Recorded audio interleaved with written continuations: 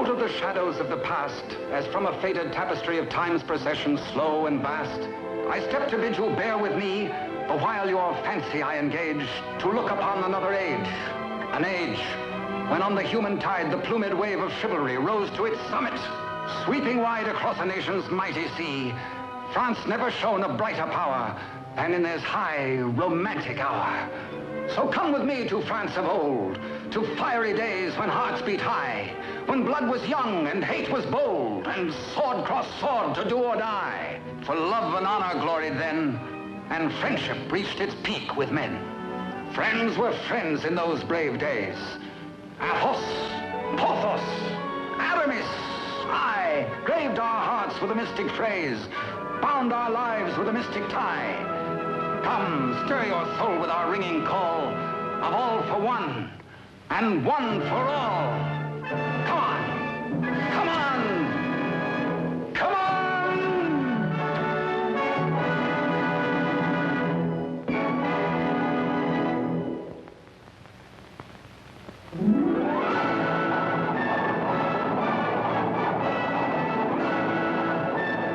It is Paris on the 15th day of September in the year of our Lord 1638. Public excitement runs high. The populace enjoy a general holiday. Impatiently, they wait for the news of an heir to the throne of France.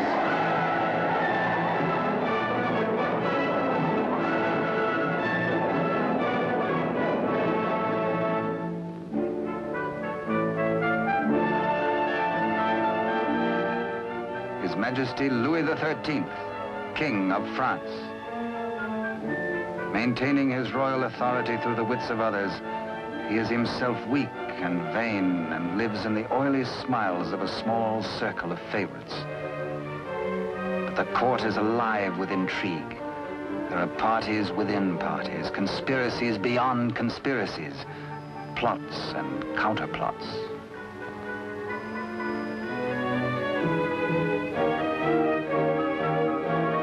His Eminence, Monseigneur the Cardinal, Duc de Richelieu. He is the greatest statesman of the day and manipulates the strings which guide the king. His is the real power, subtle, cunning, and often ruthless. Still, no one questions his devotion to the glorious kingdom of France.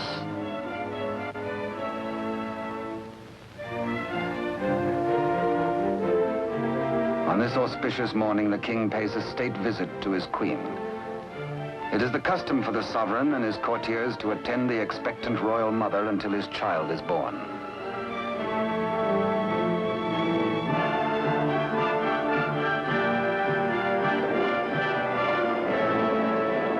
D'Artagnan, of the king's musketeers. Relieved of his duties at court for the day, he hurries to the home of his sweetheart, Constance Bonacieux. Constance is seamstress to the queen and is expected at the palace, so she cannot tarry long.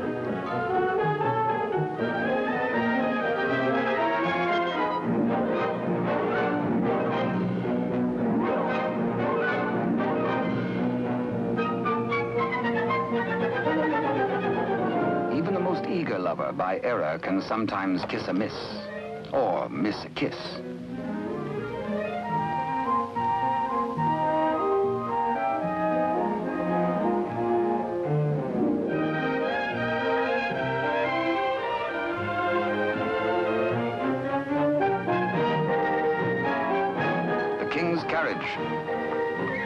It arrives for Constance. She carries an infant's layette in a crocheted basket for the queen. One kiss, one caress.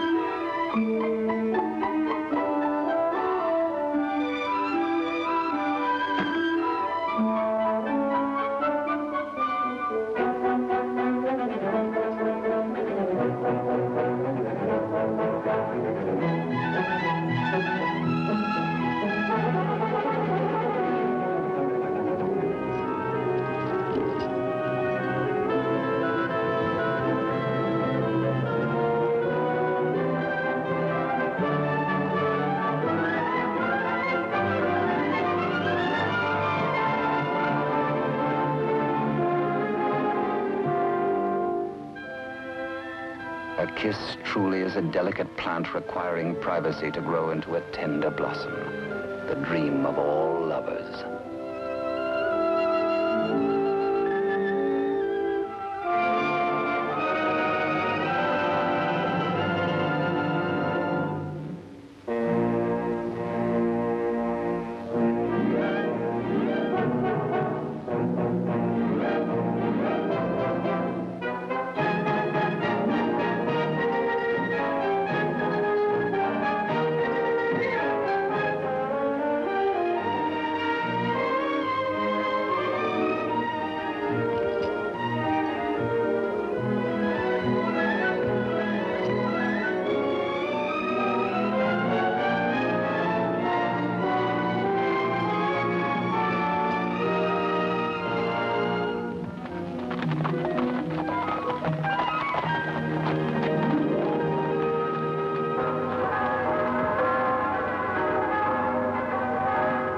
The bells of the Cathedral of Notre Dame remind D'Artagnan of his friend and fellow musketeer, Aramis. He might be in danger. Aramis had threatened to continue his flirtations with the pretty owner of a roving, provocative eye, who unfortunately is married to an officer in the Cardinal's Guards. The guardsman naturally resents these attentions from this musketeer, but is restrained. Has not the Cardinal forbidden these duels with the King's musketeers? Hola! Famous battle cry of the musketeers. Instant help comes from the most fearsome steel in the kingdom. Huge Porthos, brave, strong, a King's musketeer. And musketeer Athos, gentle Athos, yet a deadly swordsman is able to kill with his left hand as with the right.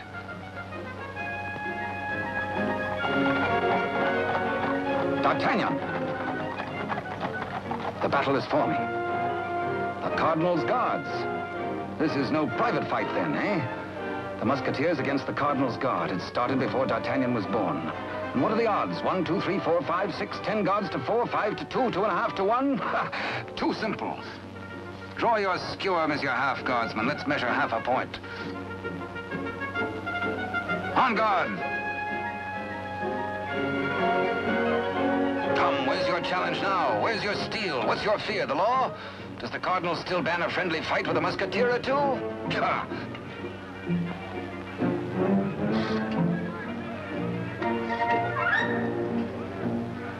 Porthos, as always, is thirsty. He has capacity. D'Artagnan, with his quicker eye, has a more bountiful drinking source.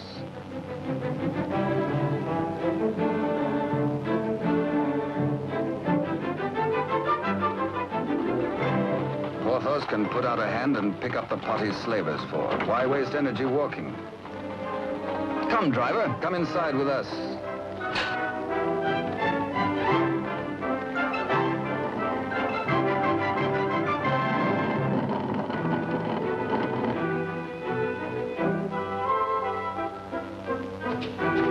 The old driver swears his wagon is damaged. His master will skin him. His horse is loose. He has a terrible wife. He has trouble. Everybody is mean to him. He has to be mean too. Ha ha! Now, take your temper out on me, good friend. Now, feel better? Now we can talk. I'll win you the price of your horse and more. Come, guardsman, I challenge you to game. This is not forbidden you.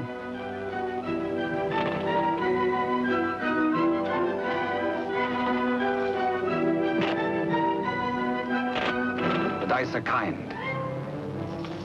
Here's 20 times your price.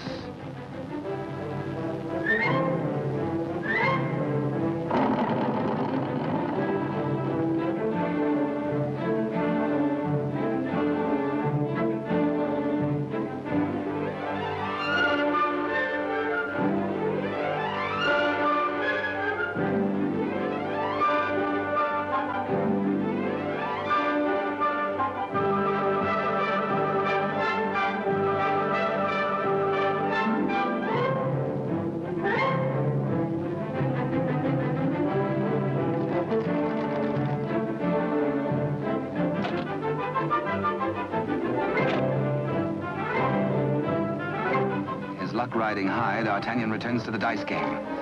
Laughing and playing a while longer, he wins hands down from a fat-headed guardsman while waiting for the late evening rendezvous with Constance. Porthos, too, has women on his mind.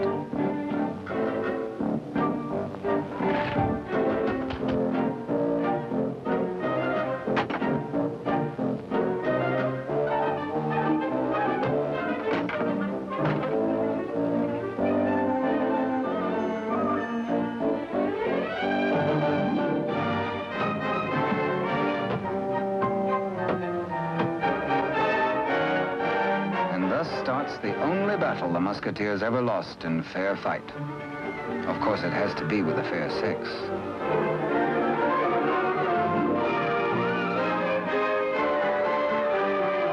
For the first time in his life, a panic-stricken Porthos screams a terrified, "Hola!" Athos hears him. Aramis springs bravely to the side of his comrades, and they flee together. But D'Artagnan hears only the pounding of a lover's heart. As the flood of battle at last sweeps close to him, he leaps to meet the foe and draws his swords. He will fight. Yes? No. Yes. No, he won't. Here, indeed, discretion is the better part of valor. Caught between the she-devils and the deep blue sea, they choose the water.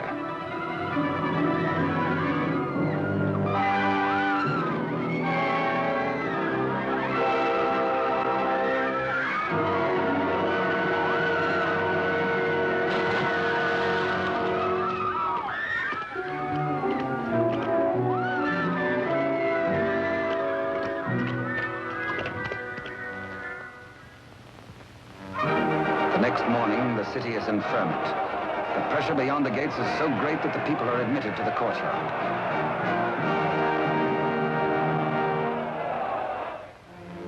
Adjoining the Queen's apartment, Constance prepares the layette.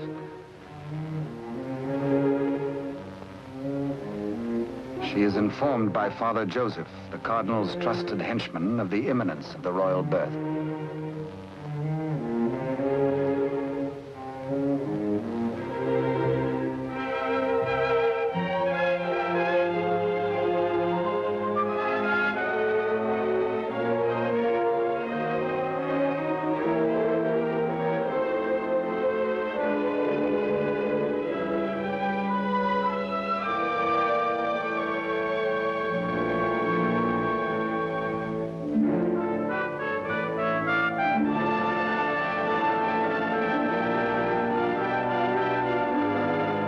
And so a prince is born to France, one day to become Louis XIV.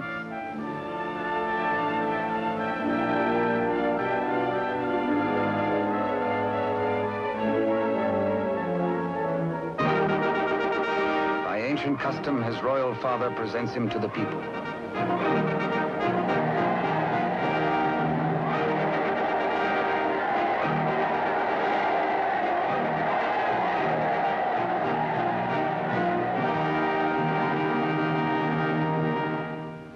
But in the Queen's bedroom, another cry is heard. One of those rare turns of destiny. And Constance is the first to warn the tired, dozing midwife.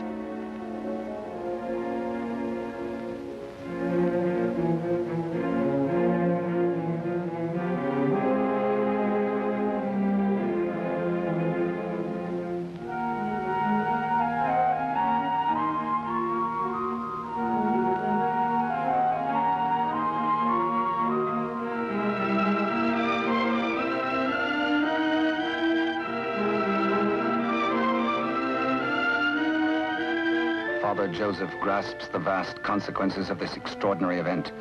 This news must be conveyed discreetly to Cardinal Richelieu before it gets abroad. He writes a message inside the wrapper of some medicine. He intends it for the Cardinal's eyes alone.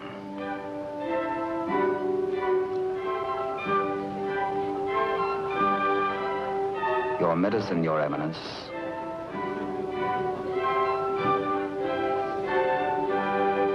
Duke de Rochefort, conniving head of the most powerful faction in court, working always in self-interest against the king and cardinal, pretending loyalty to both.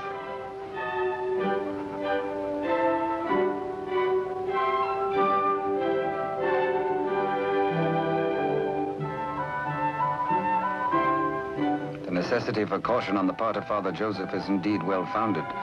De Rochefort, having many times seen messages thus taken to His Eminence, becomes inquisitive. He resolves by a simple trick to learn the secret passed to the Cardinal. A substitution of scraps of paper.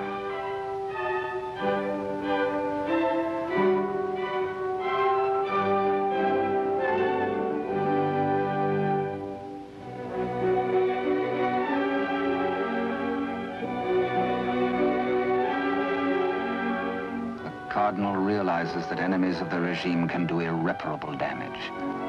2 heirs to the throne.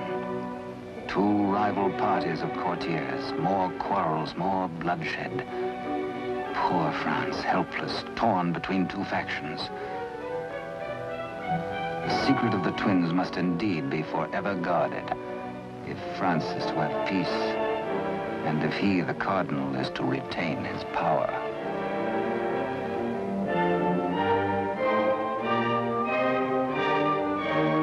No pretender, this. A true prince. De Rochefort sees an opportunity. Father Joseph is instructed to prepare for a long voyage.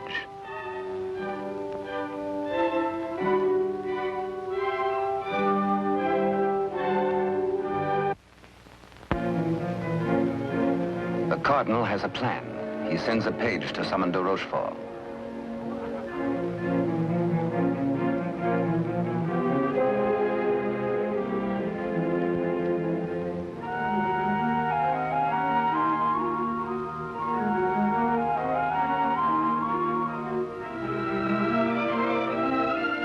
Aware that Constance shares possession of a great secret, one so sacred it might well spell the future of France, the Cardinal charges her to keep her lips sealed.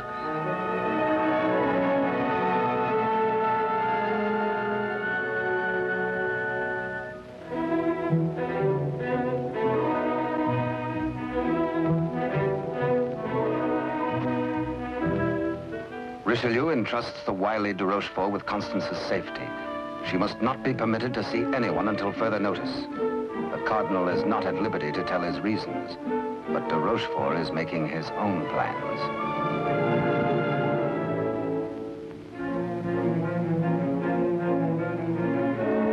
In accordance with the Cardinal's command, Father Joseph, accompanied by the midwife, secretly takes the twin away to the Spanish border. The child shall be raised as a commoner with no knowledge of his royal birth.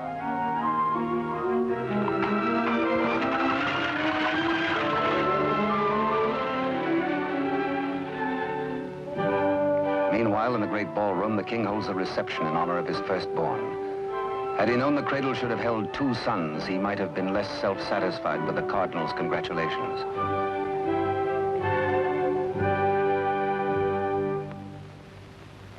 To the notorious Milady de Winter, de Rochefort comes to reveal this chance of fate.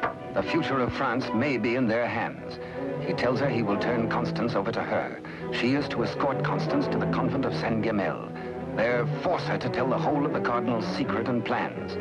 He will play one against the other, Cardinal against King, for his own ambition.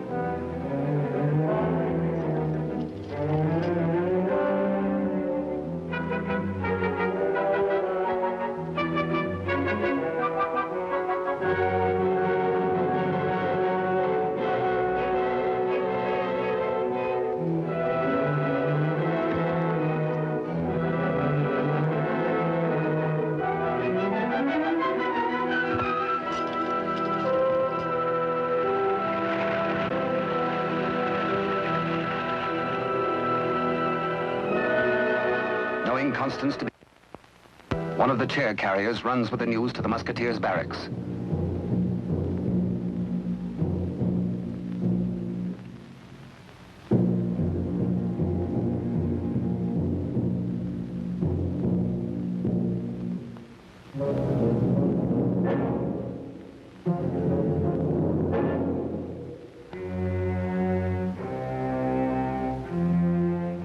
D'Artagnan, wake up!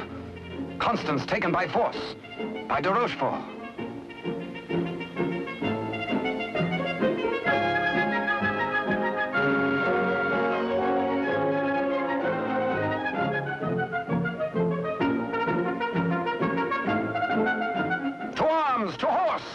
rescue! All for one and one for all, and hang the tack.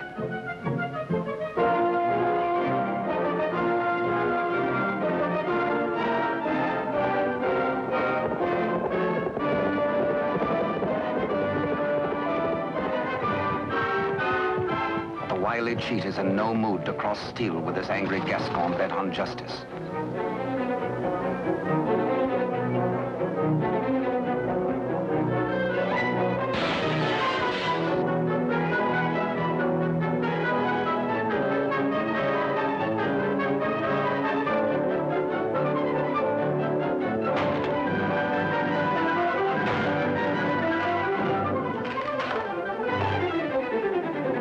Rochefort's thugs are powerless to help.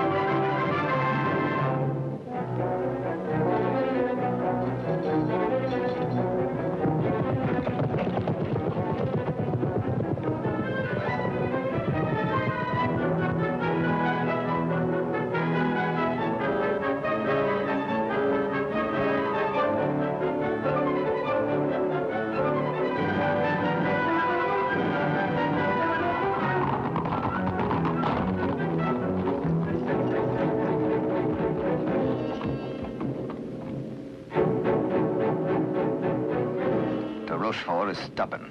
He will not talk. He has to be persuaded.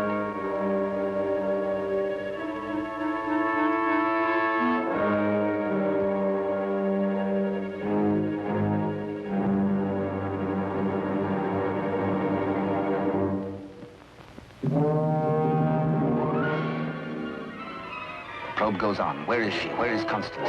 Talk or fall 200 feet to the bottom of the well. Talk or die.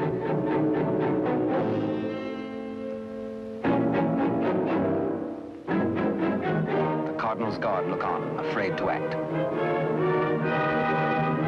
A strand at a time, steel cuts through hemp. 3 strands of it, and now but 2.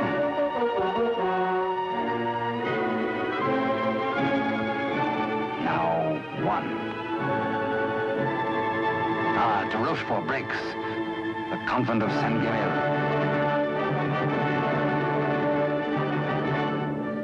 To the rescue!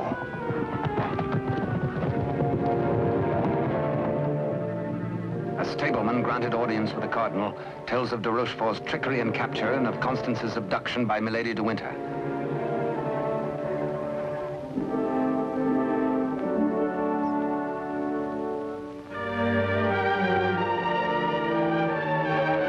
Richelieu and his escort reached the well to confront the Duke.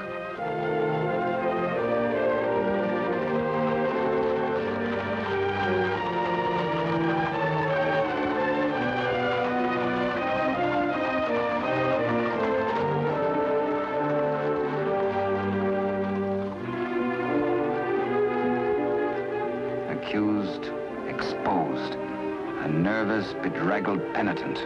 He confesses that he has indeed played traitor. His Eminence breaks de Rochefort, stripping him of his authority and titles, banished from both court and country forever.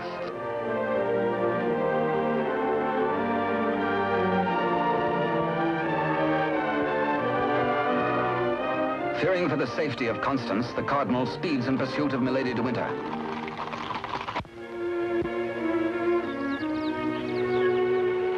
Before dawn the next morning, the convent of Saint-Guerre.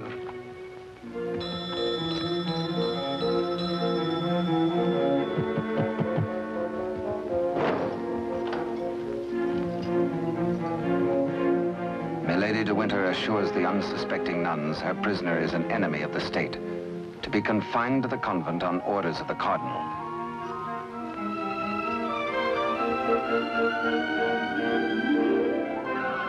The banished de Rochefort, smarting under his humiliations, lingers in Paris. All is not lost. He uses the last of his wealth in a desperate gamble and buys the services of ruffians.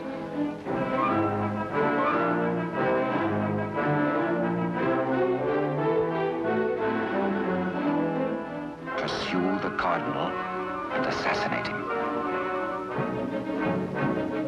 Next, find D'Artagnan and his 3 musketeer friends and put them to the sword.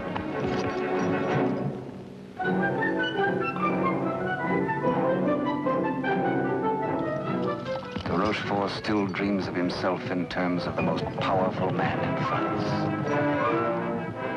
The path to power is open if Milady de Winter secures the secret from Constance.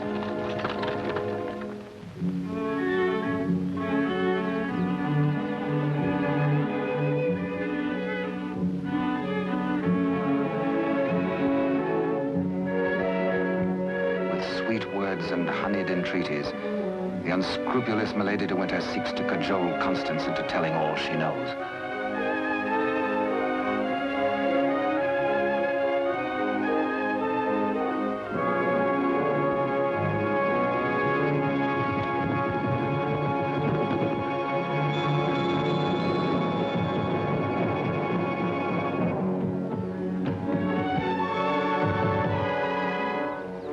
No, Constance Bonacieux is not here. But he hears her voice.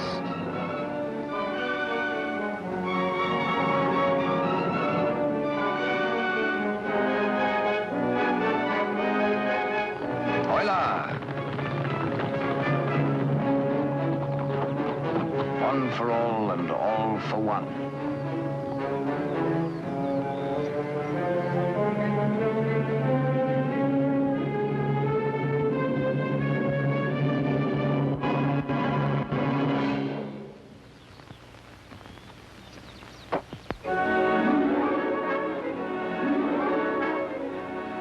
Mark of the public criminal, burnt by a branding iron into her flesh, a sign to all.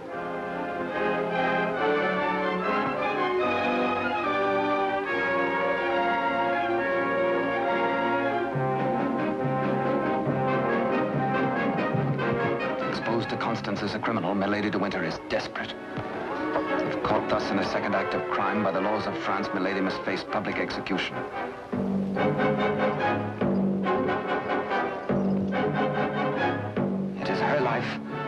Or that of Constance.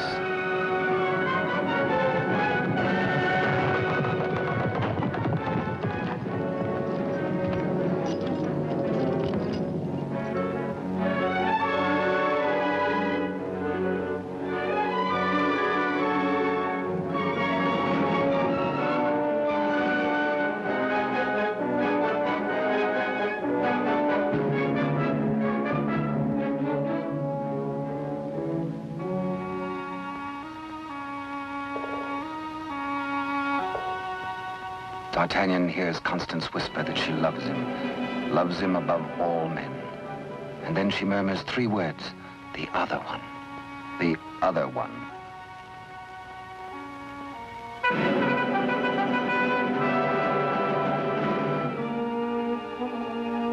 D'Artagnan strains to hear the faint pulse of her words, but Constance dies. The musketeers take Milady de Winter to her punishment.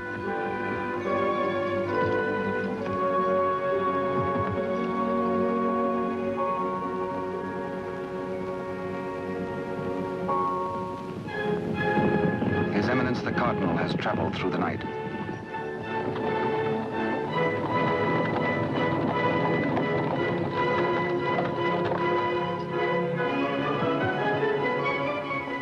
He hears the dreadful news from the Mother Superior. Constance is dead.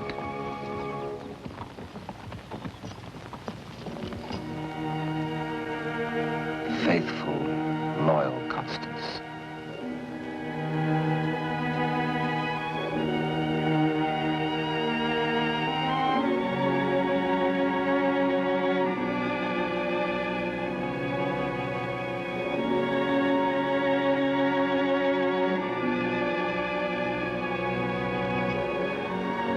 Arrest the murderess, Milady de Winter, and all in concert with her.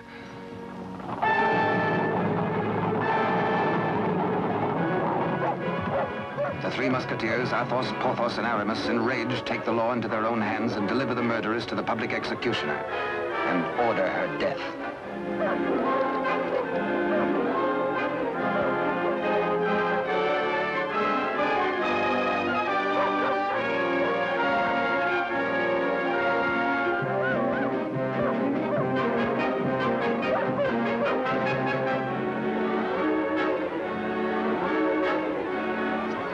Then de Rochefort's cutthroats close in on the cardinal's troop.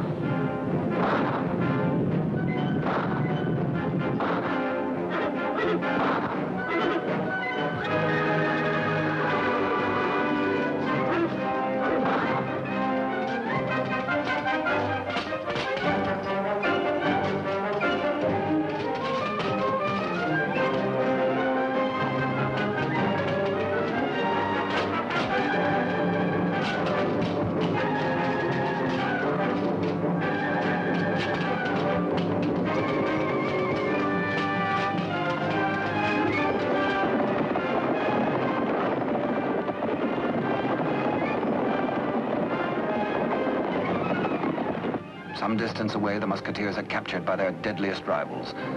The cardinal's guard formally arrest the musketeers for continuing to take the law into their own hands. Disarmed, the musketeers are set against the wall for execution.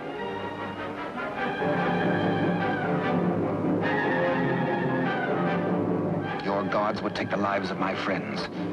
Single-handed, they shall have revenge. The cardinal asks a moment to ponder. Constance dead. A murderess executed. Enough blood has been shed. Now this strife betwixt musketeer and guard shall end.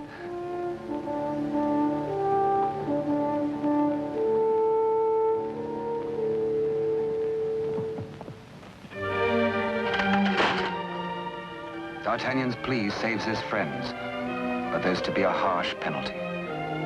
Richelieu's plan concerns the state, and these continuing disputes between his guard and the king's musketeers. The four musketeers must separate, never to come together again on pain of death. His judgment, oh, a sorry day.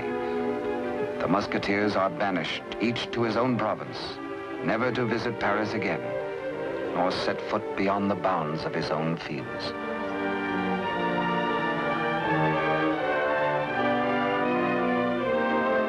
As for you, D'Artagnan, a splendid soldier, reliable, devoted too. You henceforth shall be bodyguard of the future king, beloved of France, the nation's one. At one fell swoop, all strife is done. The musketeers prepare for their banishment. Godspeed, farewell.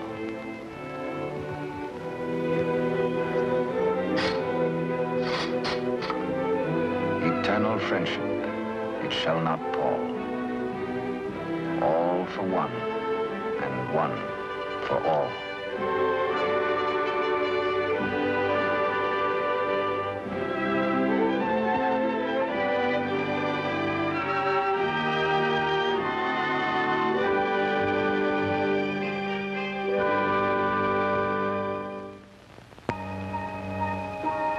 "5 years have passed.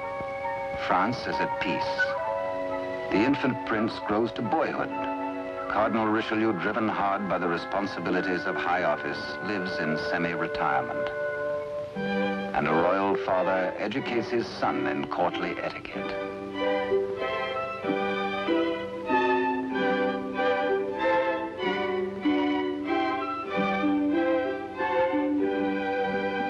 In failing health, His Eminence lives in hourly expectation of death, troubled by word that the second twin bears an identical likeness to the heir.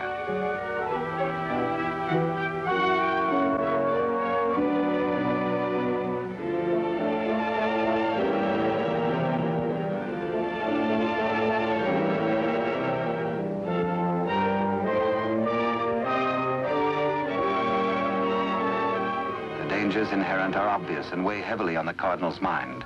He decides he must protect the prince somehow. His Eminence provides that the rightful twin may always be identified from the other. With the aid of the court jeweler, he caused a gold doubloon to be broken. The smaller piece hangs on a chain around the throat of the infant prince.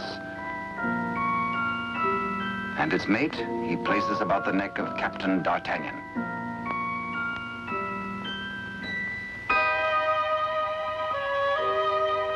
And so, by joining the pieces, the true heir to the throne of France and the prince's first guardian are known to one another for all time. He starts to say, I hold a secret, but the chill hand is upon him. The life spring ebbs, and the great voice is silenced.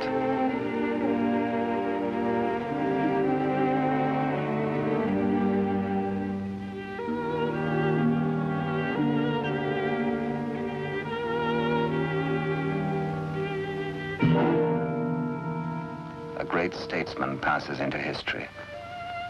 The church loses a noble servant, and the ship of state is without its pilot. What was this secret that Richelieu and Constance shared? The other one.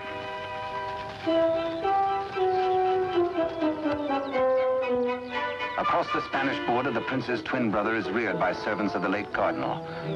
The banished de Rochefort, living nearby, holds the twin under his very eye. He bides his time. He has only to wait patiently for the proper day.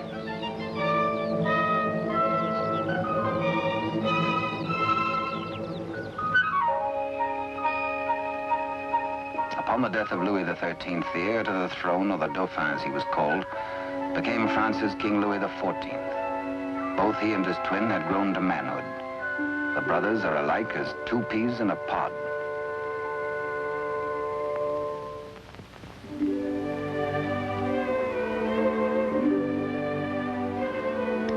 Years have passed and more since Richelieu bent his iron will to break the bonds that held us four. But Porthos, Athos, Aramis, I will ride once more. Once more we'll heed the clarion call of all for one and one for all.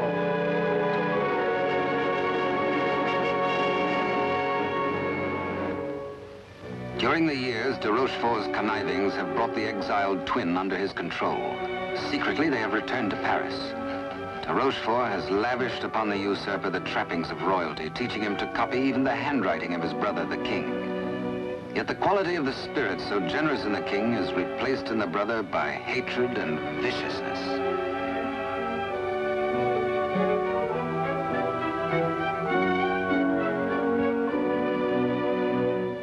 The king's valet, a de Rochefort spy, brings long-awaited news. Within the week, an older D'Artagnan, after a lifetime of loyal service, will retire and leave the court. The young king will be without a bodyguard. Every detail of their plan has gone over. The map, the sentries to overpower, the secret approach to the royal apartment, the signals.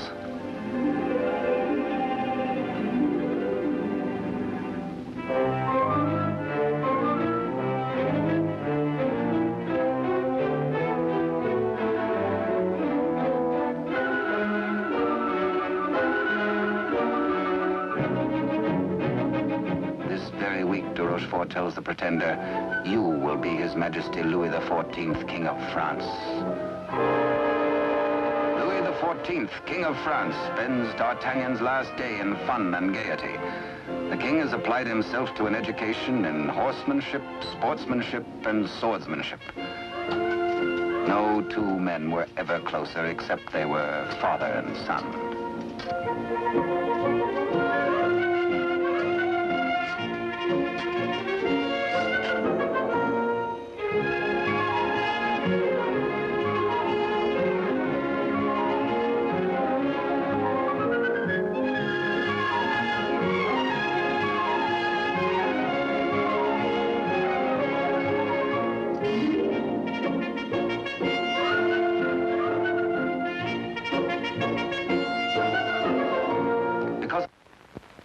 Early, D'Artagnan enters the royal bedchamber to bid the king goodbye. Tonight he feels happy. His service is done. His king is secure. The state is safe. But by some odd premonition, the coins are matched on this final night of parting.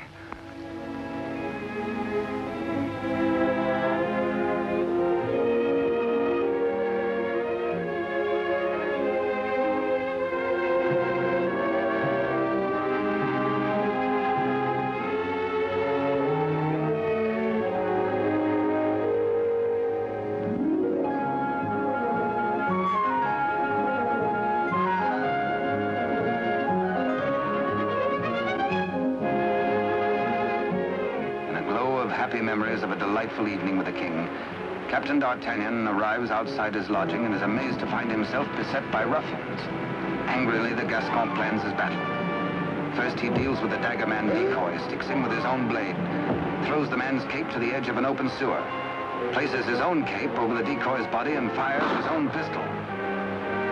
Hey, up! On to the balcony.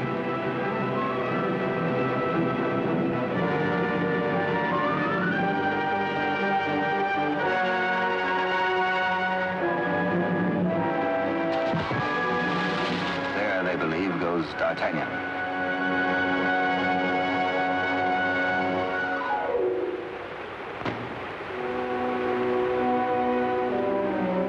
Thoughtful D'Artagnan returns to his lodging.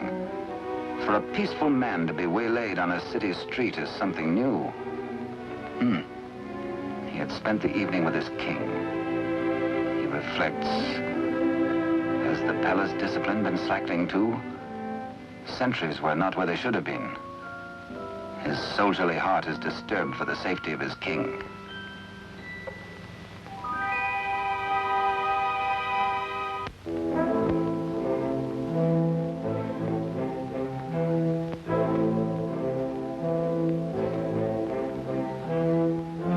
Rochefort's plan is working without a hitch. Sentries at the outer gate have been overpowered. Entry is forced into the inner quadrangle. The palace is entered through a servant's postern leading to long-forgotten cellars. Success. No sound, no word, no warning.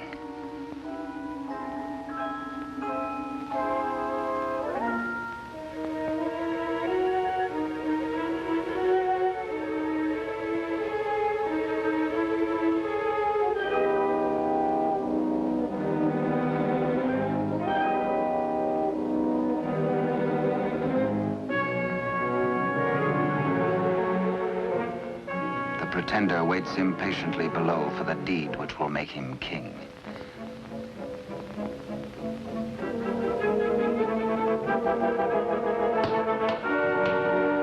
In the anteroom to the king's bedchamber, de Rochefort's maggot awaits his master's signal, ready for the final treachery.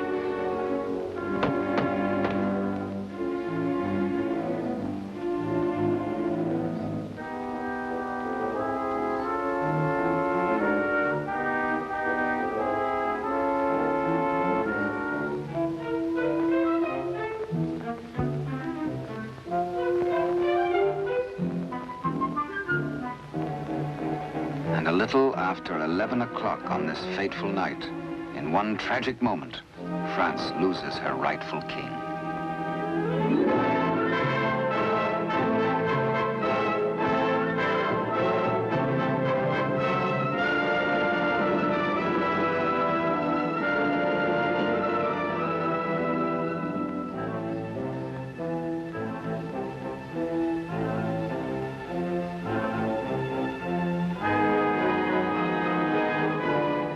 Bewildered, uncertain if he dreams or not, King Louis XIV, surrounded by strangers, looks unbelievingly at a venomously mirrored likeness of himself. The usurper watches his royal brother with a lifetime of hate. De Rochefort's plans have been cleverly checked and double-checked. He means to hold the true king a prisoner as a threat over the head of the usurper should he rebel against his commands. At de Rochefort's order, his cohorts strip the king of his night attire and in exchange dress him in the usurper's clothes.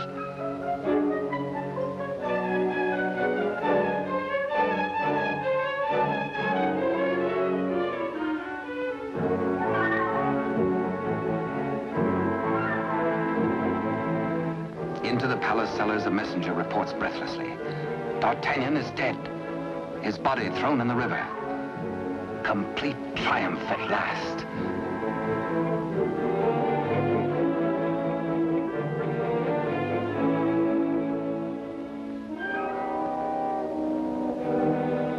An iron mask, an invention of the devil. An iron mask, a prison within a prison, is placed over the head of the rightful King Louis XIV and locked at the neck, his countenance concealed from all men.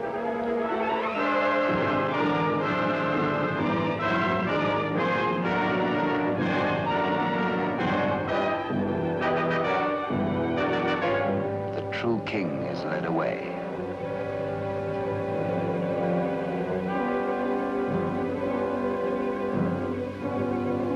In the quiet of the royal apartments, the true king's bed is occupied by the usurper.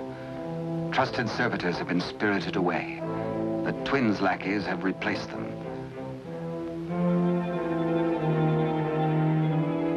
De Rochefort's plan is complete. Poor France. Ruled by a youth driven near to lunacy by a solitary childhood, by de Rochefort's lies, by his own poisoned dreams. Truly a madman.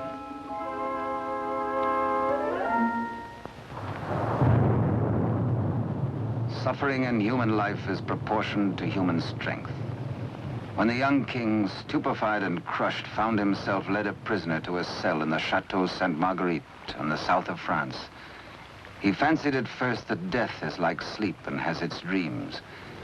He believed himself to be a spectator, a palpable phantom of his own suffering, a torture the more terrible since it might be eternal. Eternal death. How can I have died? I am a king, yet not a king, enthroned upon a funereal couch. No, no, dear God, do not punish me who have done nothing. Why am I thus punished? Like a cloak, the chill of the dungeon falls upon his shoulders. So dwells the real Louis XIV in a living hell to remain thus the rest of his days.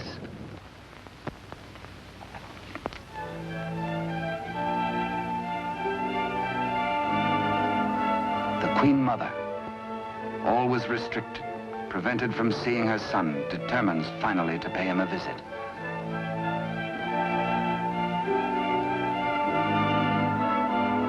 In place of the affectionate and courtly Louis XIV, to her horror, she finds herself repulsed. Doubts, again doubts. What strange malady besets my son? She thinks again of the other one. De Rochefort hurries to the king's apartment, fearful that a mother's heart has sensed the truth. In pretense of humility, he asks the Queen Mother to leave. Affairs of state.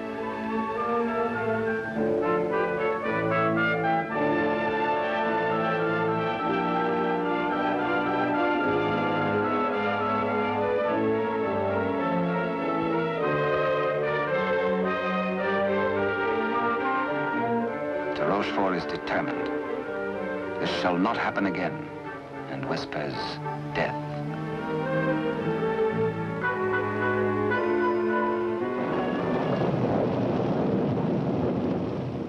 Day by day, night upon night, the prisoner prays for some way to get word to D'Artagnan. A heaven-sent fisherman hoves to.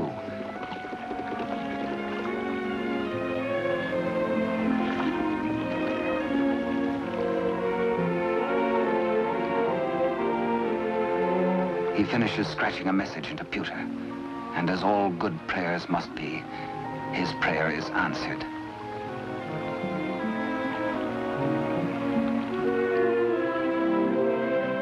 Millet and mackerel are running, and then a catch, apparently from heaven.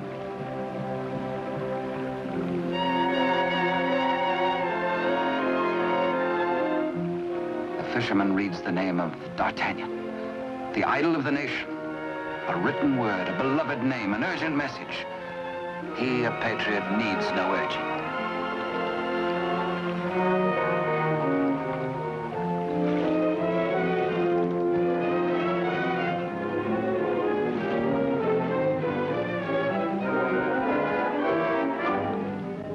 Paris goes about its daily affairs, unaware that its rightful king languishes in prison and the Queen Mother herself faces death as the humble fisherman hastens to D'Artagnan's home.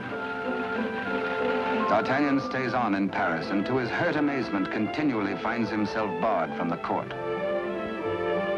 Day by day, week by week, audience with the king has been refused him. The fisherman blurts his weird news. A story hard to believe. A lonely castle which D'Artagnan knows like the palm of his hand. A prisoner in an iron mask behind its bars. But the signature, An etching of a coin that fits his own exactly.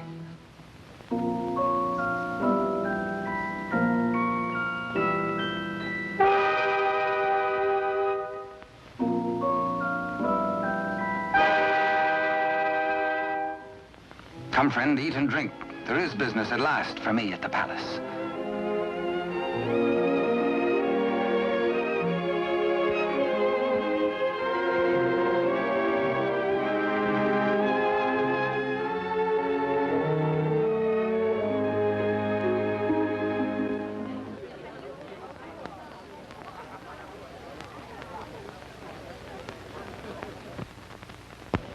Threading his way through the perfumed route of the court's chattering idlers, D'Artagnan finds himself a stranger in a strange atmosphere. And there is reason, he thinks, for this curious tension. De Rochefort and the king. This cannot be the boy I helped nurture into manhood. This is not the face of my king. Those are not his hands. That wrist neither parried steel nor engaged a point. What's been happening at court? De Rochefort's back in favor, a disgraced exile once more sporting about the throne room in the king's presence. D'Artagnan is amazed and shocked. But a further shock is in store. A chain and coin is passed to de Rochefort. If he can believe his eyes, in all the years he served the king, they never left his royal person. He overhears a snatch of conversation. The other one. And suddenly he hears the dying voice of Constance. The other one. The other one.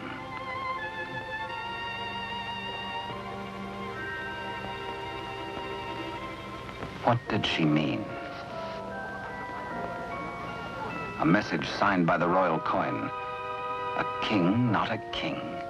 And a court alive with known traitors. D'Artagnan smells a rat. But a rat has seen him and gives warning. The palace guards are alerted, and all exits barred.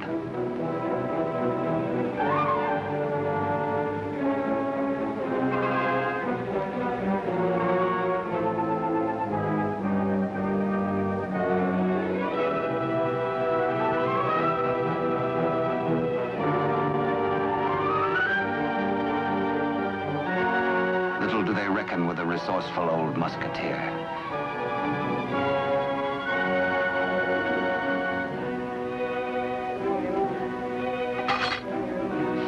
D'Artagnan orders a king's loyal troop to be hurried to meet him at the Chateau Sainte-Marguerite. Couriers are to be dispatched to his old friends, the three musketeers, Athos, Porthos, and Aramis. To arms, musketeers! Your king has need of you. One for all, and all for one. The jig is up. D'Artagnan lives and knows. This pewter plate. Perhaps even now he has reached the prison gate.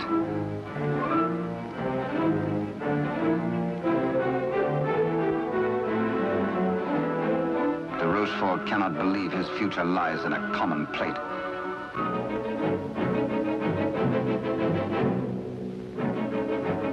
Quickly, he resolves to end all doubts. He decides to ride at the head of his troops to prevent any attempt to free the king.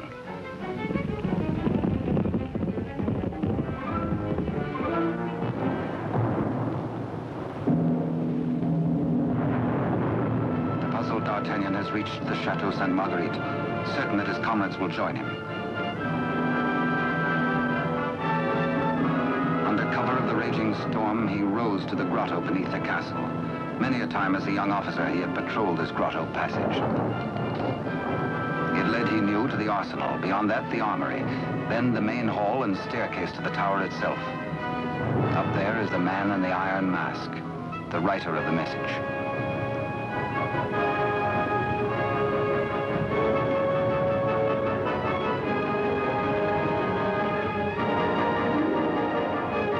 To his astonishment, D'Artagnan finds the entrance to the arsenal is newly walled.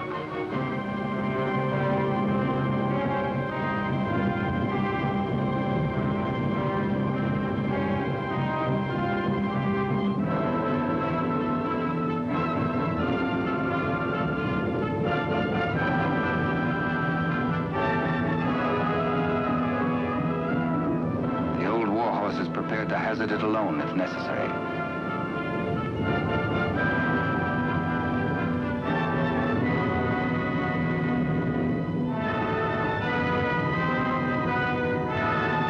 The fisherman returns to the opposite bank to await the arrival of help.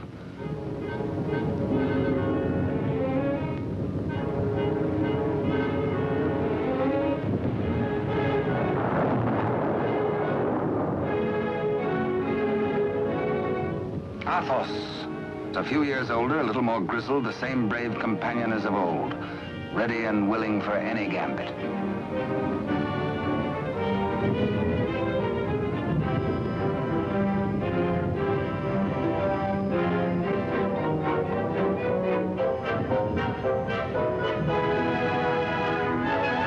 And now Aramis.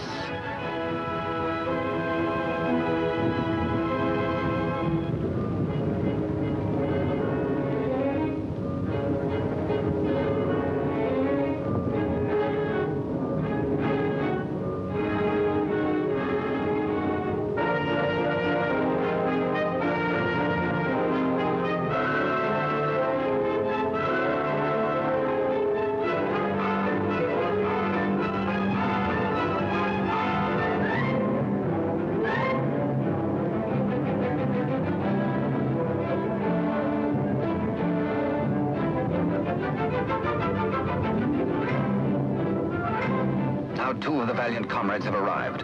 No time to wait for old Porthos, no time for explanations. There's a job to be done. Forward!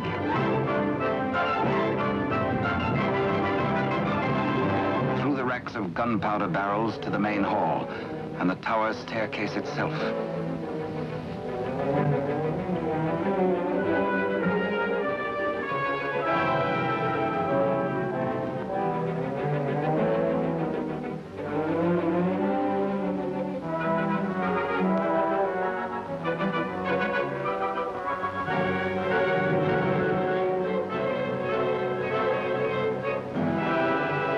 Where's the prisoner? Before your gullet tastes this edge, you bloated villain.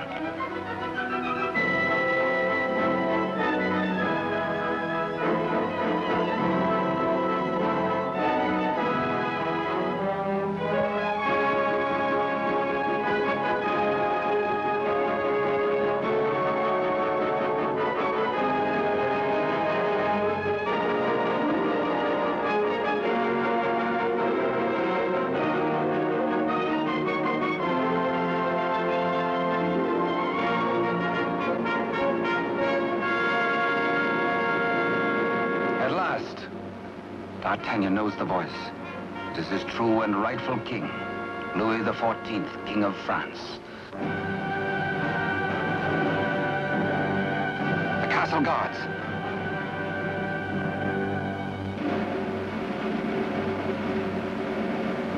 The challenge is met. Hola! The musketeers fight together again.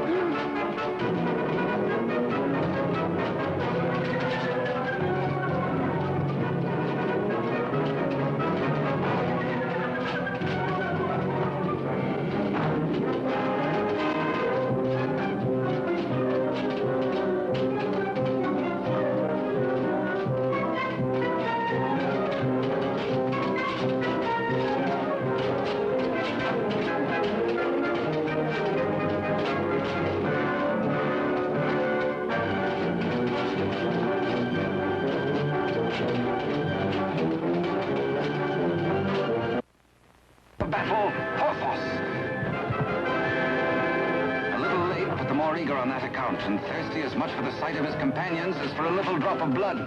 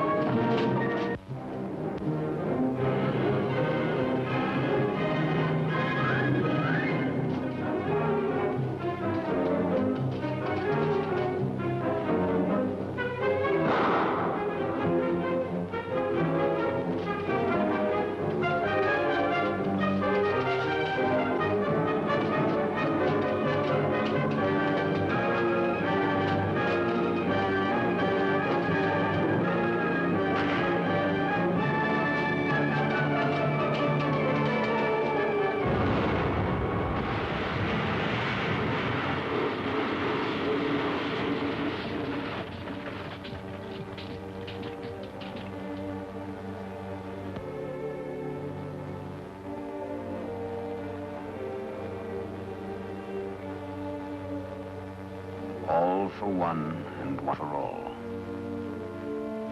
Be certain, cherished friends, that I shall wait for you.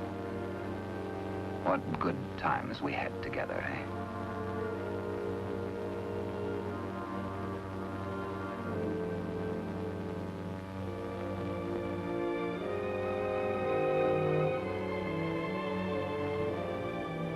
Good Porthos, farewell.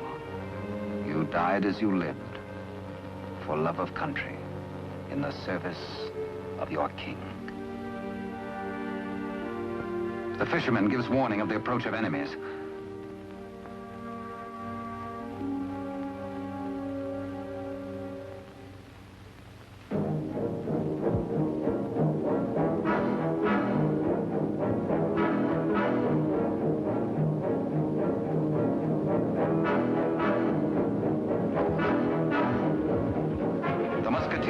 The king and gallop off to Paris. De Rochefort rides hard in a last effort to keep his house from crumbling.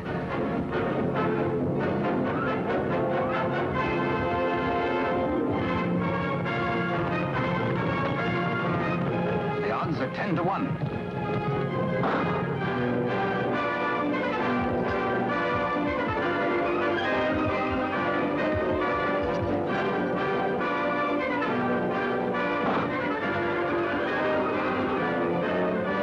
Majesty. On to Paris. Farewell, gallant Aramis. A traitor's bullet struck you down. Meanwhile, Athos crosses swords with de Rochefort.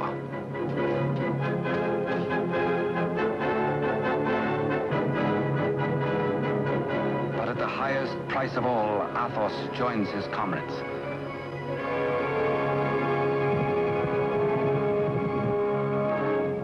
Without knowing his own peril, the half-wit, half-king entertains his royal mother at a palace luncheon.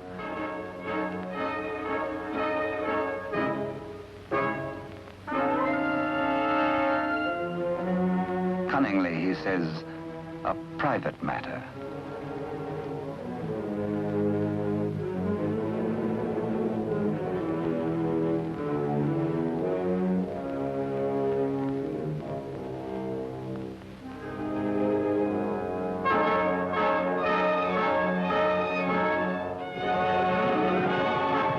Troops from the palace, friends or foe? Friends. D'Artagnan breathes relief. The king is safe. God save the king!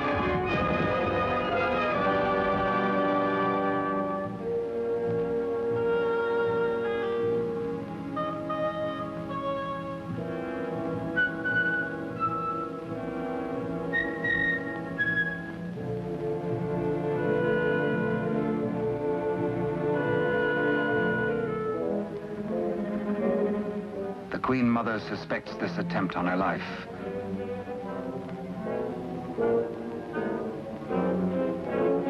The witch's brew, a subtle poison already responsible for many an agonizing death. Raise your glass, madam. Drink to your king, to your country and its illustrious people. Come, I give you France. Dare she refuse? It is the edict of her son, the king.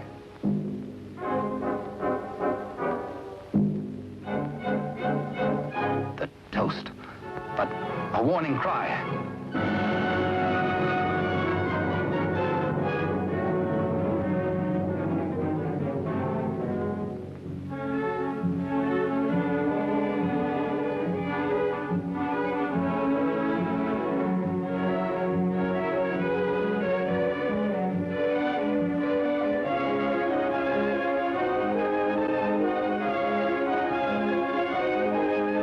The usurper finally gets his rightful crown. De Rochefort's own damnable invention, the Iron Mask.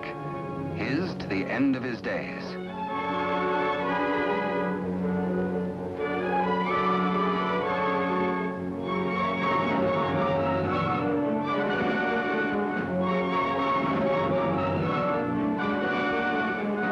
As D'Artagnan pours away the poisoned wine, the usurper takes swift, bitter revenge.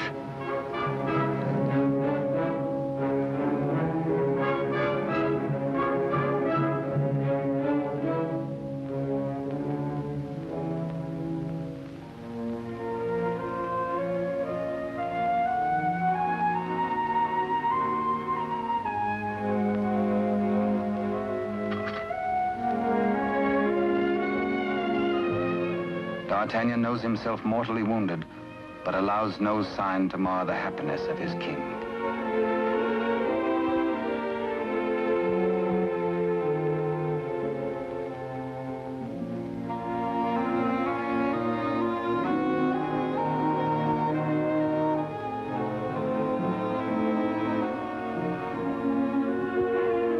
Blood, the weapon of the murderer, with crimson evidence on the blade.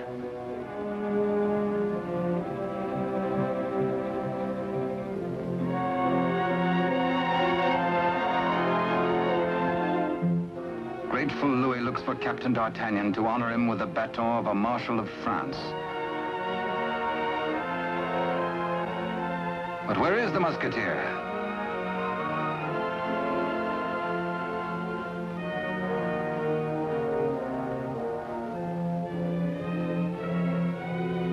The court resounds with the king's commands and his cry to find his friend and mentor.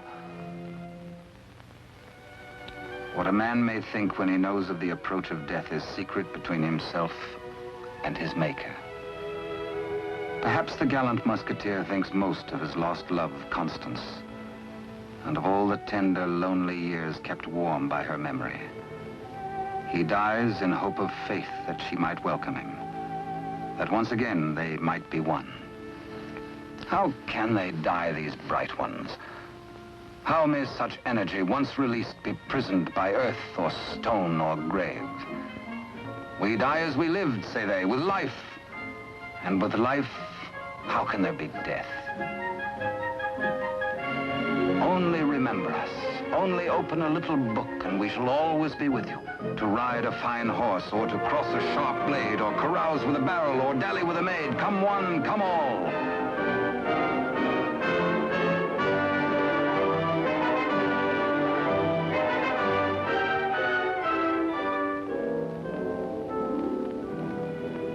And so passed a brave and glorious man, in honor.